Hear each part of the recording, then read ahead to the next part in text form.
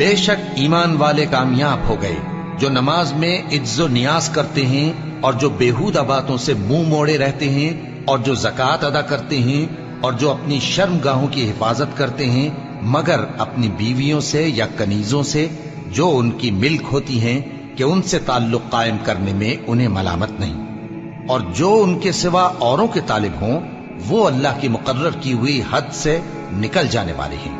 اور جو امانتوں اور اقراروں کو ملحوظ رکھتے ہیں اور جو نمازوں کی پابندی کرتے ہیں یہی لوگ میراث حاصل کرنے والے ہیں، یعنی جنت الفردوس کے وارث بنیں گے، وہ اس میں ہمیشہ رہیں گے۔ اور ہم نے انسان کو مٹی کے خلاصے سے پیدا کیا ہے، پھر اس کو ایک مضبوط اور محفوظ جگہ میں نطفہ بنا کر رکھا، پھر ہم نے نطفے کا لوتھڑا بنایا،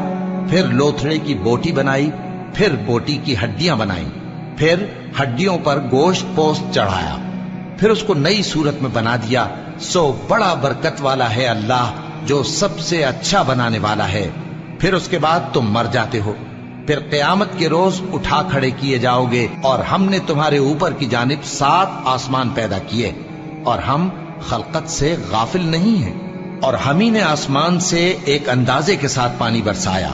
پھر اس کو زمین میں ٹھہرا دیا، اور ہم اس کے نابود کر دینے پر بھی قادر ہیں۔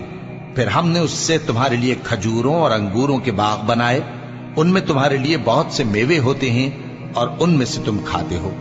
اور وہ درخت بھی ہم ہی نے پیدا کیا جو طور سینا کے دامن میں ہوتا ہے، یعنی زیتون کا درخت کہ کھانے کے لیے روغن اور سالن لیے ہوئے اگتا ہے، اور تمہارے لیے چوپایوں میں بھی عبرت ہے کہ جو ان کے پیٹوں میں ہے اس سے ہم تمہیں دودھ پلاتے ہیں، اور تمہارے لیے ان میں اور بھی بہت سے فائدے ہیں، اور بعض کو تم کھاتے بھی ہو،